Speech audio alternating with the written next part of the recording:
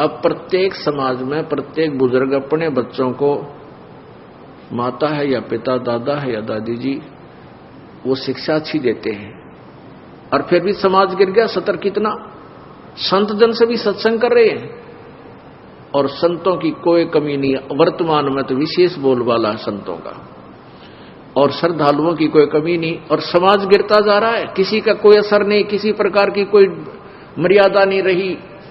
इसका कारण ये रहा कि उन संतों की शब्द में शक्ति को नहीं, और उनसे उनके असर नहीं हो सकता उन बच्चों के।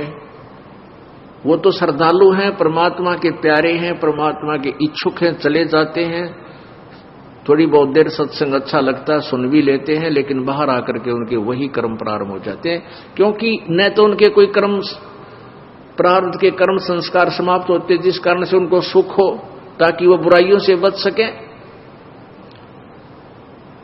पुण्यात्मा,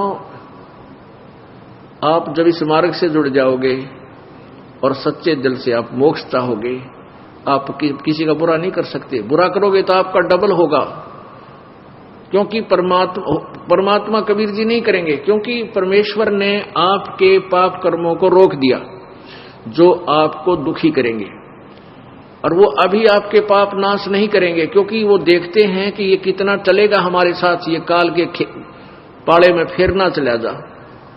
तो उससे क्या करेंगे, वो आपके पाप कर्मों को रोक देते हैं, और आपको राहत मिलनी प्रारंभ हो जाती है। कुछ दिनों के बाद आप छोड़ जाते हो, या फिर आप बीच में कुछ थोड़ा बहुत हेरा फेरी करने की चेष्टा करते हो, किसी कोई जो मर्यादा हमने बता रखी है उसके विरुद्ध क्रिया कर देते हो, आपको तुरंत हानि हो जाती है, और फिर आपको समझ में भी आ जाती है कि मैंने ऐसी गलती कर दी, आज मुझे इसलिए हानि हुई, तो दूसरी बार आप वो गलती नहीं करते। और दास ने आपको बताया हुआ है कि जिसका कोई, जैसे हमने मर्यादा आपको बता रखी है, इन मर्यादाओं में रहकर आप भक्ति करो, आपको न्यारे सुख होंगे, और जो मर्यादा तोड़ देगा उसका नामखंड हो जाएगा,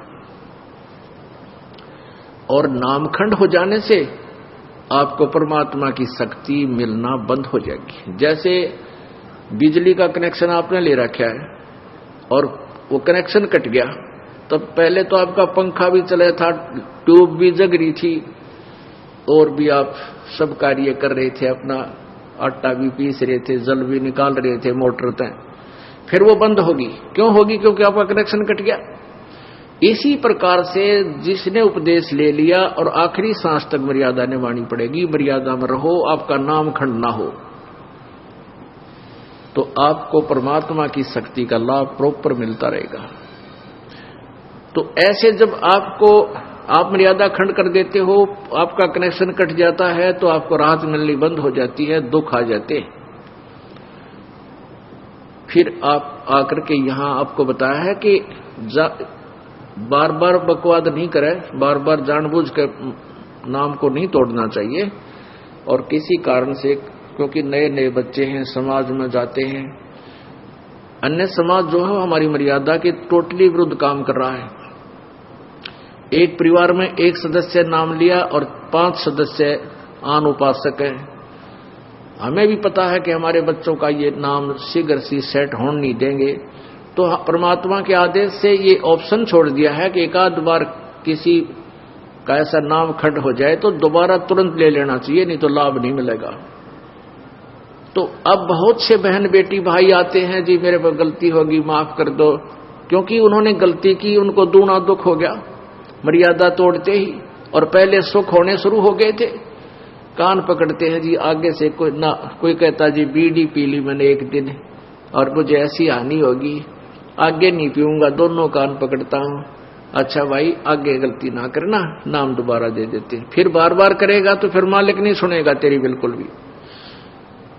तो इस डर से फिर वो गलती बंद हो जाती है, ना वो चोरी कर सकता, क्योंकि ज्ञान हो जाता है कि जो अगर हम चोरी करके सेठ बनना चाहते हैं, दूना दुख होगा, डबल पाप हमारे लगेंगे, और वो चोरी किया हुआ धन आपके पास नहीं रह सकता, ये गारंटीड बात है।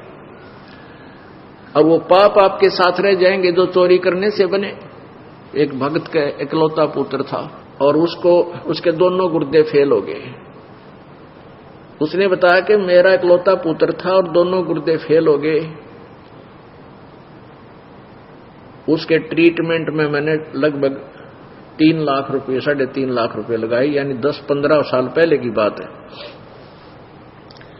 वो कैसे लगे? पहले तो झाड़े झपटियां वाले के चक्कर में फंस गया, फिर डॉक्टरों के, लोकल डॉक्टरों के चक्कर में फंसा रहा, फिर पीजीआई दिखा रोहतक में बहुत देर हो चुकी थी, कहने के दोनों गुर्दे कंडम हो गए और ऑल इंडिया इंस्टीट्यूट दिल्ली ले जाओ।